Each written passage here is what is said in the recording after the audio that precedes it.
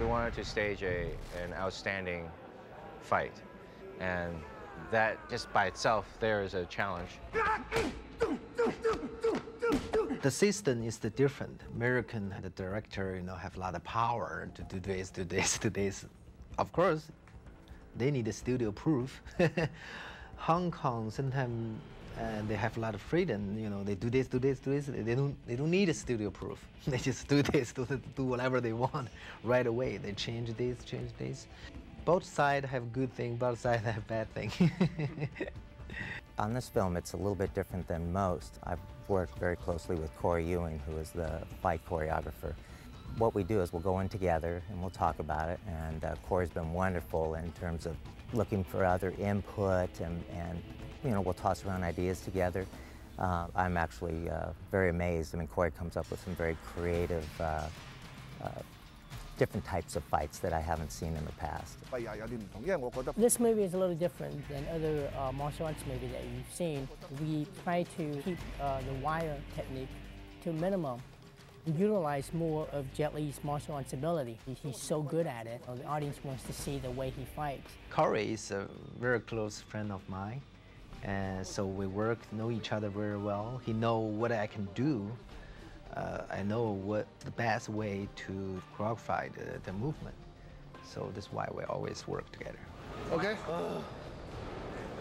Just given the nature of this film, rehearsals are essential. So I'll go out and videotape some rehearsals and run them by Jim, and then we'll talk some more, and we kind of fine-tune it to the point where then he'll sign off on it, and then we'll go shoot it. Usually we decide all the movement, then like the stuntman to test some reaction, safe, not just for me, even for my partner or the other person fight with me. We need to show all the actors, show to the director, it's safe to do this, then I decide to do it. Jet is very smart with action. I mean, you tell him, something, and instantly he gets it. He's very quick. And so at that point, we'll look at it and say, how can we enhance this? And we do that through our technology, using various types of, wire gags, pneumatic ratchets, and so forth. So it's kind of a combination of East meets West, and I think it's worked out quite well. We can't really show you moving as fast as being able to dodge bullets unless we stretch your time, right? Director James Wong wanted to save the bad Jet Li and the good Jet Li's confrontation to the very end. And that is the first time that they come together on that catwalk. And because the catwalk is really high up, it's like 20, 30 feet up in the air, and it's really narrow too. So there's a lot of danger involved. And we have, Jet and our stunt guys, rehearsed a lot of times. So they're comfortable with the surrounding, just because it's so high up, and we can't have them on safety wire, because they need to move and they need to do all these, fights. Usually, for big action movie, it takes 2 weeks to finish the whole ending scene. We took 4 weeks. Only the one scene, 4 weeks. You came here for me. Now I'm here for you.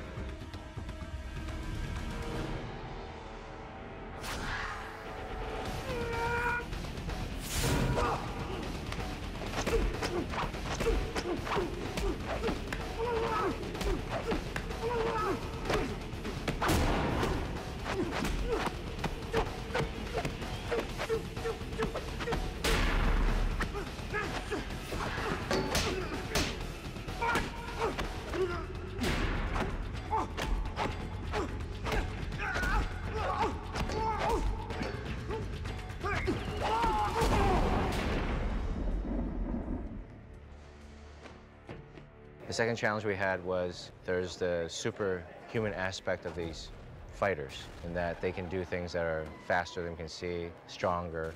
How in the world do you do that? When I started on the movie, it had a very different makeup.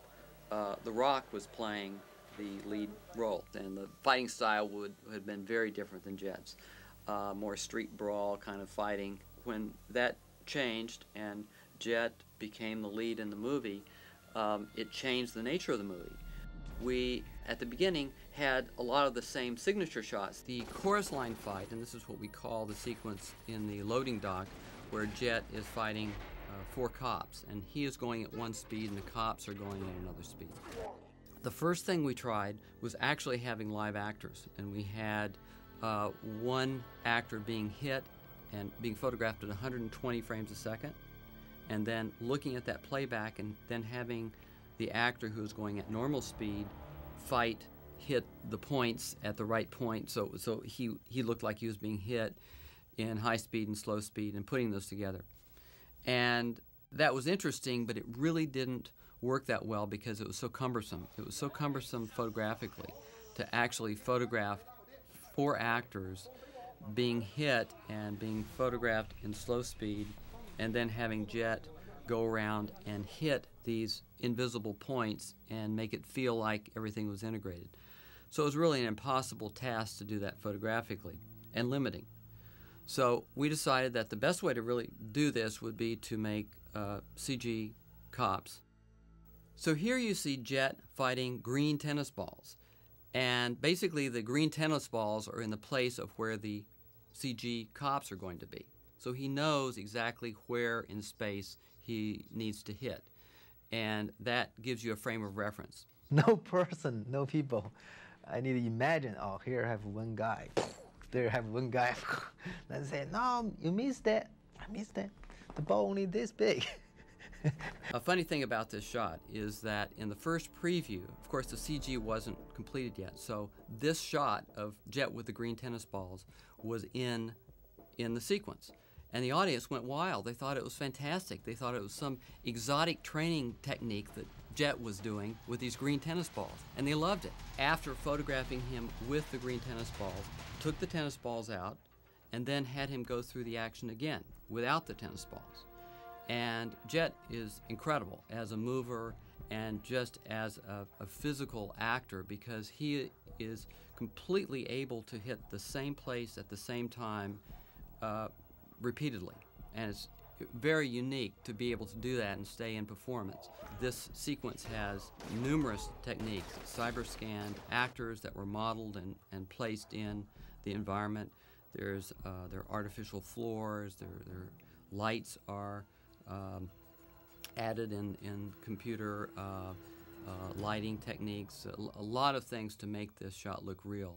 And really the essence of it and the whole thing you want to take away from it is that Jet is fighting at one speed and everyone is reacting very slow, and so slow that they can't keep up with it. So as they move around, he is just able to punch them in the head or hit them in the gut or flip them, and do that with ease because he is so fast. Holy shit! He's doing 50! We decided to use a technique where when he's really moving in super speed, one way is to just show him really going really fast, but how is that, he would be sort of like a blur to us. What we decided to do is to change perception of how we see ourselves. In the climax of the fight sequence, all these sparks come out and surround Yulaw and Gabe as they're fighting. The opening sequence, you see all the sparks there in real time, and as soon as they make contact, the sparks slow down, and everything is slow during that sequence. So to do that, we needed to photograph Jet and his stunt double at 24 frames a second, normal speed as they're fighting, and the background we had to shoot at 120 frames a second, so it would appear to be very slow. Now, we had sparks all over the place, and sparks hitting them and sparks surrounding them. So we really did a combination of live photography of sparks shot at high speed and animation, which we could simulate the look of the high-speed sparks.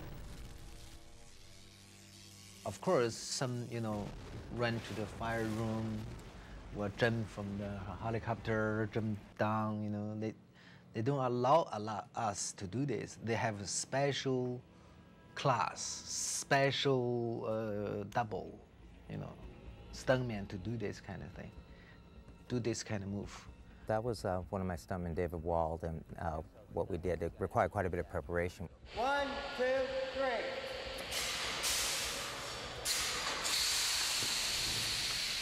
I believe we had 5 propane mortars in that sequence. Basically a propane accumulator tank, and on cue we release a set amount of propane. We're going to try 30 pounds first here and try to blow a fireball right up behind the guy when he's being ratcheted out of the picture. Gives you a very intense, large fireball, but it dissipates rather quickly.